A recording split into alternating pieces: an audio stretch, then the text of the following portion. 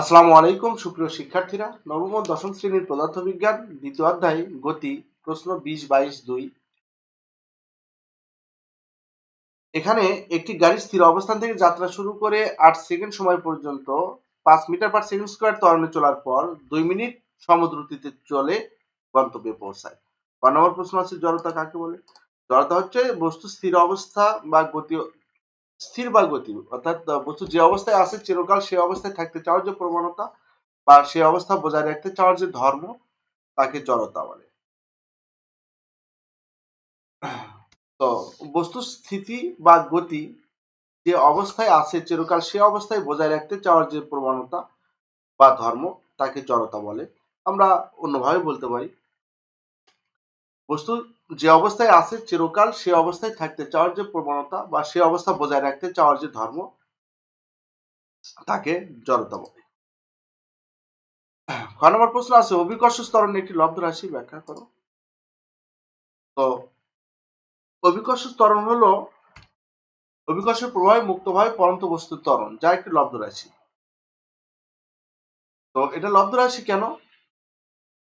আমরা জানি ত্বরণ হচ্ছে বেগের পরিবর্তন ভাগ সময়। তো বেগের পরিবর্তন হচ্ছে সরণ ভাগ সময়। আমরা সরণ ভাগ সময় হলে বেগ পাই। এরপর সরণ হচ্ছে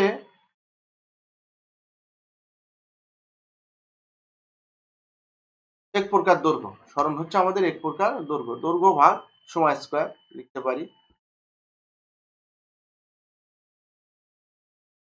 তাহলে একাধিক মৌলিক রাশি সমন্বয়ে অভিকর্ষ ত্বরণ রাশিটি পাওয়া গেল। তাই অভিকর্ষ ত্বরণ একটি লব্ধ রাশি।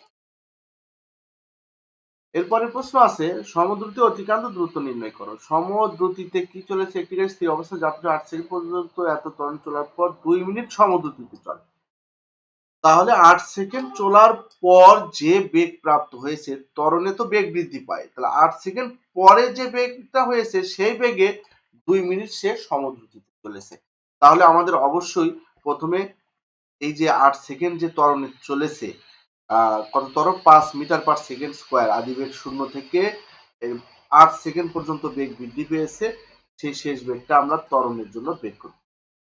এখানে আদিবেগ u equal to 0 metre per second, এখানে ত্বরণ দেওয়া আছে 5 মিটার পার সেকেন্ড স্কয়ার, সময় t ইকুয়াল টু 8 সেকেন্ড। শেষ বেগ বের করতে হবে। তো শেষ বেগের সূত্র জানি আমরা ত্বরণের ক্ষেত্রে v equal to u plus at, v equal to u plus at, অর্থাৎ 8 সেকেন্ড পরে আমাদের ত্বরণ বের হবে। u যেহেতু আমাদের শূন্য আছে, u শূন্য এবং এর মান 5 এবং সময় 8, তাহলে 8 সেকেন্ড পরে বেগ হলো 40 মিটার পার সেকেন্ড। এই 40 মিটার পার সেকেন্ড বেগ নিয়ে সে পরবর্তী 2 মিনিট 120 সেকেন্ড চলবে। চললে অতিক্রান্ত দূরত্ব বের করব। তাহলে আমরা এখানে সমবেগ পেলাম 40 মিটার পার সেকেন্ড এবং সময় t ইকুয়াল টু 2 মিনিট। তাই 2 মিনিটকে সেকেন্ড করলে আমরা 60 দ্বারা গুণ করলে 120 সেকেন্ড পাই।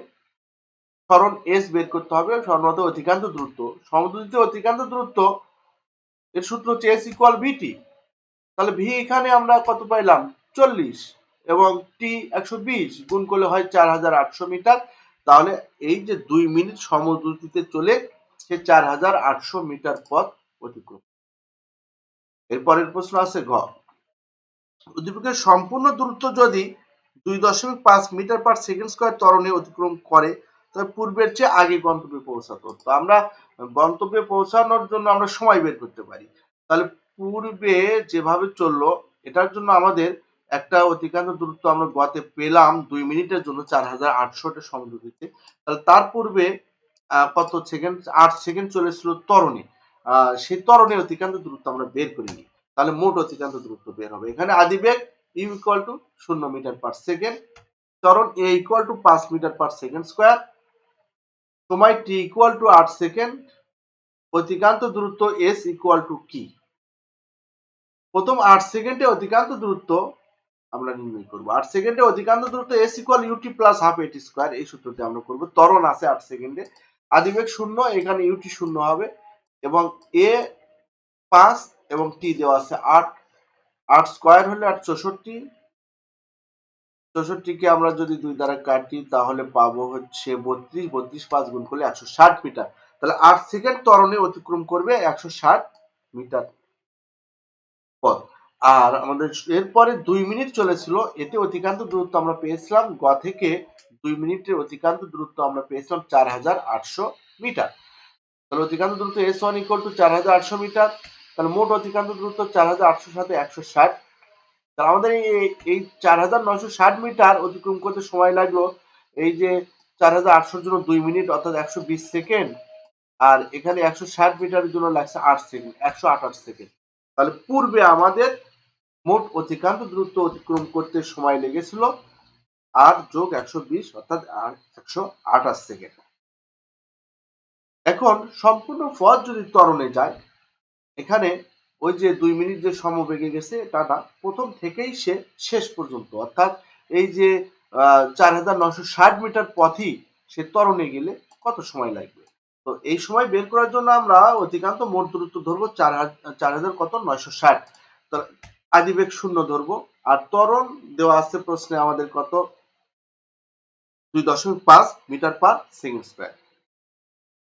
তাহলে সরণ অর্থাৎ অতিক্রান্ত দূরত্ব 4960, এখানে আমরা সময় বের করব।